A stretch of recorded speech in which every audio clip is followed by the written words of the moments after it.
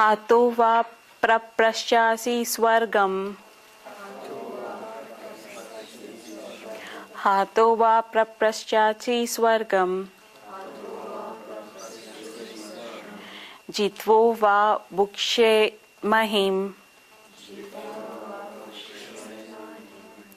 जीतो वा भुक्षे महिम तस्मद् उष्टा कुन्ताये तस्मद् उष्टा कुन्ताये युधाः कृष्टञ्च युधाः कृष्टञ्च Either slain you shall go to earth, or victorious you shall enjoy the earth. Therefore arise, O son of Kunti, resolve on the battle. It is worth looking at this verse in many different ways. It gives us assurance, inspiration, enlightenment, and courage. Most importantly, while living in society, this is a verse that will make us stand tall with courage when problem arises. Shri Krishna is telling Arjun here that whatever the consequences, he will only gain by fighting. Many people say that Shri Krishna is being brutal, telling Arjun to go into the battle and to kill so many people. Shri Krishna is not brutal, he is a guru. The difference between Shri Krishna and a brutal person is like a sky and the air.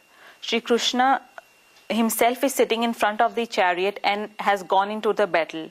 He is thought-free and he is giving Arjun the message to go to the war. He understands Arjun's mental characteristics and he is advising him accordingly. He is telling Arjun to fulfill his social duty and to do it with certainty.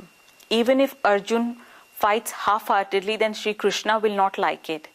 If you do anything half-heartedly in life, then God will not like it. Whatever you do, you have to do it with certainty. I will do this only. The reason why Arjun has had this weak pity for his relative is because his certainty has broken. When we see illness in society today, then it is only for one reason. People are uncertain. You will see very few people in this world that are single-minded. People do not know what they are going to do. They think, what if I do this, what will happen? What to do it with certainty is important. Guruji went to a school. He was visiting a school to give a discourse, and there were about 500 students, and they were all of 8th to 9th grade, and they were all sitting very stiff. Guruji found out that their school principal and vice principal, or the head of school, had informed them to remain quiet and behave themselves. When Guruji entered the class to give discourse to the pupils, Guruji thought that there are all stiff faces, and there was nobody smiling. Guruji thought he would address them first by saying that my blooming rosebuds. But when he saw all these serious faces because of the principal or head of school standing next to Guruji and watching the children not doing anything wrong, which would affect the school image. So Guruji decided to ask a question to students by lightening the atmosphere, by releasing the tension. He asked these children what they would like to become when they grow up. 3 or few students put their hands up and said one said one would like to become a doctor, the other said engineer, the other said chartered accountant, and then other said I would want to become a pilot. One young boy was sitting at the front with his hand folded and staring at Guruji. He seemed confused by hearing everyone's answer. So Guruji asked him to stand up and asked him what he decided to become. The boy answered, I don't know what I want to be, but the way things are going, I will definitely go mad. Guruji asked him what he thought.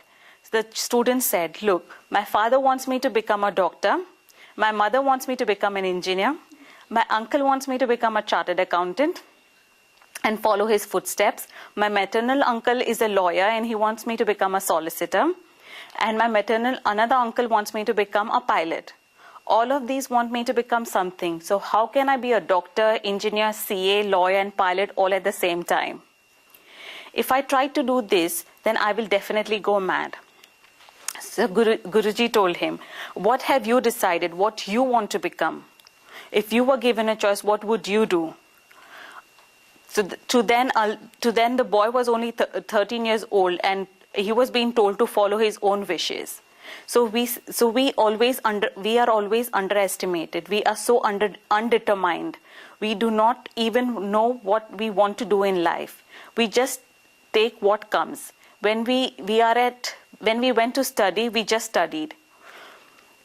Graduated, got our degrees. We came out of university, then our parents tell us to find a job. So we did find a job.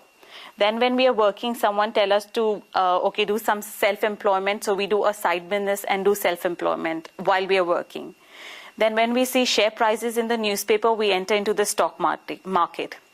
It is as if people are pulling us in different sides. Have we decided what we want to do? Have you ever thought what I want to be in this life? Make your decision. The only people that are successful in life are those who have decided their goals. Those that have not written their goals average out, become ordinary people or working class. They just get blown out by the wind. Once you have made your goal, nobody will be able to change or resolve. We saw in the last chapter that Arjun resolve was broken into pieces. Shri Krishna is putting all these pieces together and showing Arjun an image so that he gets his resolve back. When a person gets weak mentally, then he will fall into pieces. Here Shri Krishna is making Arjun's mind stronger by telling him to make decisions to go into battle. In life, always make decision and go forward in that direction. Our indecisiveness goes such a long way that we form a habit of never knowing what to do. Just make a decision and then go in the direction. Despite what Shri Krishna has told Arjun, Arjun still feels in his mind that he may incur sin by going into the battle. He still thinks that such an act of violence will lead to sin. So in this verse, we need to know what we are. We need to know what we are for and go in that direction. And by not going, and as Arjun thinks that whatever we do will lead into sin, and Shri Krishna will explain that in the next verse.